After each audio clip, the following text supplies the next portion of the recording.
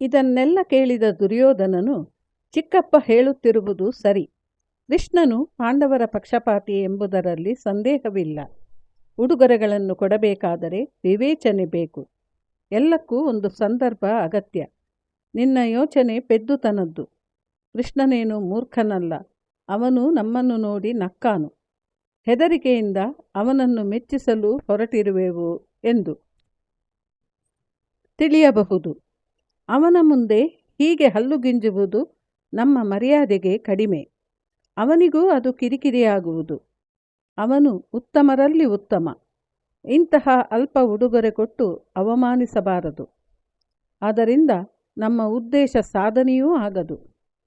ಮರ್ಯಾದೆ ಮಾಡೋಣ, ಆದರೆ ಈ ಒಲಿಸಿಕೊಳ್ಳುವ ಯೋಚನೆ ಬಿಟ್ಟು ಬಿಡು. ಜನ ನಮ್ಮನ್ನು ನೋಡಿ ನಕ್ಕು ಬಿಡುವರು ಎಂದನು. ಭೀಷ್ಮನು, ನೀವು ಮರ್ಯಾದೆ ಮಾಡಿದರೂ ಅಷ್ಟೇ, ಮಾಡದಿದ್ದರೂ ಅಷ್ಟೇ, ಕೃಷ್ಣನಿಗೇನೂ ಅನಿಸುವುದಿಲ್ಲ. ಯಾವನಾದರೂ ಮೂರ್ಖತನದಿಂದ ಅವನನ್ನು ಅವಮಾನ ಮಾಡಲು ಯತ್ನಿಸಿದರೂ ಅವನು ಅದನ್ನು ಪರಿಗಣಿಸದಿರುವಷ್ಟು ಮೇಲ್ಮಟ್ಟದವನು. ಸತ್ಯದ ಪರವಾಗಿರುವ ಅವನು ಪಾಂಡವರಿಗಾದ ಅನ್ಯಾಯವನ್ನು ಸರಿಪಡಿಸಬೇಕೆನ್ನುವವನು. ಅವನು ಹೇಳುವುದನ್ನು ನೀವು ಕೇಳಿದ್ದೇ ಆದರೆ ಅವನಿಗೆ ಸಂತೋಷವಾಗುವುದು. ಅದನ್ನೇ ನೀವು ಮಾಡಬೇಕು ಎಂದನು. ದುರ್ಯೋಧನನು, ಅಜ್ಜನು ಯಾವಾಗಲೂ ಮಾತನಾಡುವುದು ಪಾಂಡವರ ಬಗ್ಗೆ. ಪಾಂಡವರನ್ನು ನನ್ನ ಸೇವಕರನ್ನಾಗಿಸಿಕೊಳ್ಳಲು ನಾನೊಂದು ಉಪಾಯ ಮಾಡಿದ್ದೇನೆ. ಬರಲಿರುವ ಈ ಪಾಂಡವರ ಸ್ನೇಹಿತನನ್ನು ಸೆರೆಯಲ್ಲಿಡುವೆ. ಆಗ ಅವರು ನಿಸ್ಸಹಾಯಕರಾಗುವರು. ಇದು ಸಾಧ್ಯವಾಗುವುದಾದರೆ ಒಳ್ಳೆಯ ಉಪಾಯವಲ್ಲವೇ ಎಂದನು. ಗಾಬರಿಯಾದ ಧೃತರಾಷ್ಟ್ರನು, ಛೇ ಛೇ, ಬೇಡ, ಹಾಗೆಲ್ಲ ಯೋಚಿಸುವುದೂ ತಪ್ಪು. ಕೃಷ್ಣನು ಬರುತ್ತಿರುವುದು ರಾಯಭಾರಿಯಾಗಿ, ಮೇಲಾಗಿ ಅವನು ನಮ್ಮ ಸಂಬಂಧಿ. ಹಾಗೆಲ್ಲ ಮಾಡುವುದಕ್ಕೆ ಹೋಗಬೇಡ ದುರ್ಯೋಧನ ಎಂದನು. ಜಿಗುಪ್ಸೆಯಿಂದ ಭೀಷ್ಮನು, ಈ ನಿನ್ನ ಮಗ ವಿವೇಕವನ್ನು ಕಳೆದುಕೊಳ್ಳುತ್ತಿದ್ದಾನೆ. ದುರಾದೃಷ್ಟವನ್ನು ತಾನಾಗಿ ಬರಮಾಡಿಕೊಳ್ಳುತ್ತಿದ್ದಾನೆ.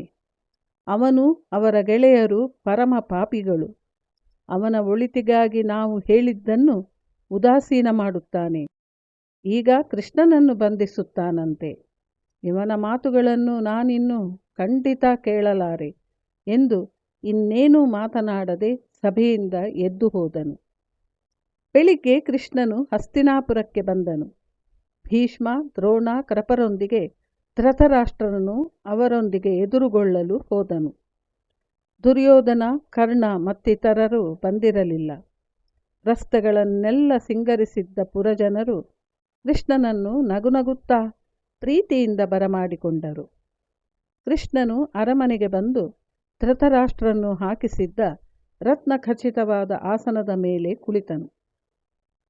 ಮಂದಹಾಸವು ಮುಖದಲ್ಲಿ ಶೋಭಿಸುತ್ತಿತ್ತು. ಕುಶಲ ಪ್ರಶ್ನೆಗಳಾದ ಮೇಲೆ ಅಲ್ಲಿಂದ ಕೃಷ್ಣನು ಹೊರಟು ವಿದುರನ ಮನೆಗೆ ಹೋದನು. ವಿದುರನಿಗೆ ಬಹಳ ಸಂತೋಷವಾಯಿತು. ಆನಂದ ಬಾಷ್ಪಗಳನ್ನು ಸುರಿಸುತ್ತಾ ಅವನು ಆದರದಿಂದ ಸ್ವಾಗತಿಸಿದನು.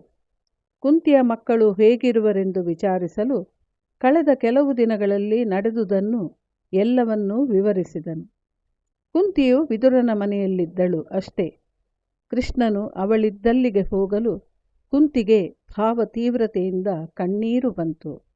ಇದು ಮುಂದಿನ ಭಾಗದಲ್ಲಿ ಮುಂದುವರಿಯುವುದು.